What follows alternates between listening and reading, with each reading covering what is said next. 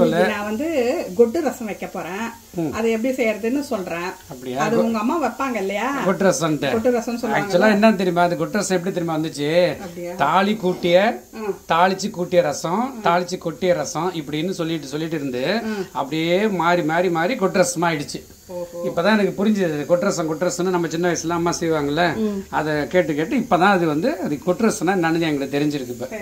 இப்ப இதுக்கு என்னென்ன வேணும்னு சொல்லு. அதுக்குங்க ஒரு 2 குட்டி தக்காளி, பெரிய தக்காளியா இருந்தா 1 போதும். குட்டி தக்காளியா இருந்தா 2 தக்காளி போட்டுக்கோங்க. அப்புறம் ஒரு பச்சை மிளகா அப்படியே உடச்சு இது பண்ணி கீரி போட்டுக்கோங்க. அப்புறம் அதுலயே கருவேப்பிலை, கொத்தமல்லி எல்லாம். இதுக்கு பருப்பு இல்லாத ரசங்க. பருப்பு இல்லாத ரசம் அதனால அது பேரு கொட்டு ரசம் சொல்லுவோம். அப்புறம் இது வந்து இப்படியே இந்த எல்லாத்தையும் ஒன்னா போட்டுடலாம். கொத்தமல்லி எல்லாமே போட்டுட்டு அதுக்கப்புறம் வந்து ஒரு லெமன் சைஸ், குட்டி லெமன் சைஸ் தக்காளி குட்டி சைஸ் அளவு புளியை கரைச்சி வச்சிருந்தேன். அதுவும் இதுல அந்த புளியை கரைச்சி விட்டுட்டியா? கரைச்சி விட்டேன். சரி. இதுல கொஞ்சம் மஞ்சள் பொடி போட்டுக்கோங்க, உப்பு போட்டுக்கோங்க. ஏன்னா கல் உப்பு போடுறியா? கல் உப்பு போடுறேன். சரி. அது உப்பு போட்டுக்கோங்க. அப்புறம் இன்னும் கொஞ்சம் தண்ணி ஊத்திக்கலாம். சரி. தண்ணி ஊத்தி கொஞ்சம் நீர் இருக்கா நல்லா இதுவா இருந்தா நல்லா இருக்கும். சரி சரி. இந்த மாதிரி ஃபர்ஸ்ட் அதை கொதிக்க விடணும். அடுப்பு பற்ற வச்சு இனிமேல் தான் அடுப்பு பற்ற வைக்க போறேன். ஆமாங்க. சரி. பற்ற வச்சு இது கொஞ்சம் நாழி கொதிக்கிட்டோங்க. சரி. அடுப்பு பற்ற வச்சுட்டேன். அடுப்பு பற்ற வச்சு இப்ப கொதிக்க விடுற வரைக்கும் வெயிட் பண்ணணும். கொஞ்சம் கொதிக்கணும். அந்த புளி இதெல்லாம் தக்காளி எல்லாம் வேகணும். Okay okay. கொதிச்சிட்டே இருக்குங்க. இந்த ரசம் இது கொதிச்சிட்டே இருக்கா? ஆமாங்க. இங்க வந்து ஒரு தாளிப்பு போட்டுக்கலாம். கொஞ்சம் நெய் விட்டு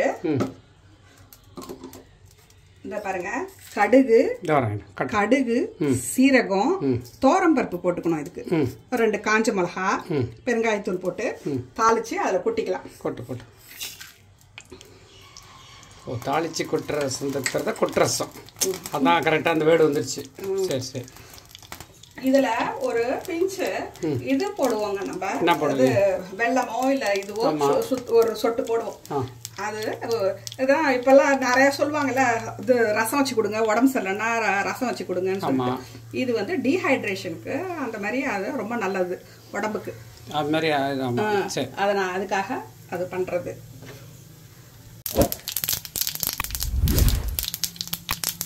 இதை அப்படியே ரசத்துல வச்சுக்கணும்.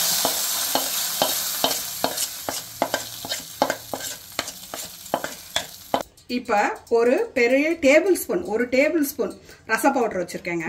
அதை இதுல போட்டுக்கணும். சரி. ரசம் பவுடர் போட்டுறியா? அது லாஸ்டா தான் போட்டு எல்லாம் தாளிச்சதுக்கு அப்புறம் தான் இறக்கிடுவோம். கொஞ்ச நேரத்துல அதான் அது கடைசியா போட்டுக்கணும் அந்த ரச பவுடரை. சும்மா ஒரு கொஞ்சோண்டு என்னது வெல்லமோ நாட்டு சக்கரை ஏதாவது ஒண்ணு போட்டுக்கோங்க.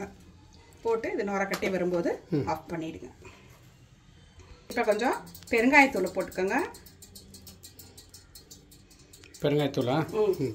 கொத்தமல்லி கொஞ்சம் லாஸ்டா கொஞ்சம் போட்டுட்டு அப்படியே இன்னும் கொஞ்சம் வந்துச்சுன்னா அப்படியே இதுவாகி வரும்போது நொரக்கட்டி வரும்போது இறக்கிட வேண்டியதுதாங்க. இப்போ ஆஃப் பண்ணிட வேண்டியதுதாங்க. நல்லா வந்துடுச்சு. ஆமாங்க. சரி சரி. ரசம் பண்ணி பாருங்க, ரொம்ப நல்லா இருக்கும், ஈஸியா இருக்கும், நல்லா உடம்புக்கு ரொம்ப நல்லது. இதுக்கு கூட வந்து தொகையில அப்பளம் கூட சாப்பிடலாம்ல. ஒரு பொரியல்ல ஒரு துவையல் வச்சுக்கிட்டு ஒரு அப்பளம் சுட்டு சாப்பிட்டீங்கன்னா செம சூப்பரா இருக்கும். வீடியோ பிடிச்சதுன்னா லைக் பண்ணுங்க, ஷேர் பண்ணுங்க, சப்ஸ்கிரைப் பண்ணுங்க.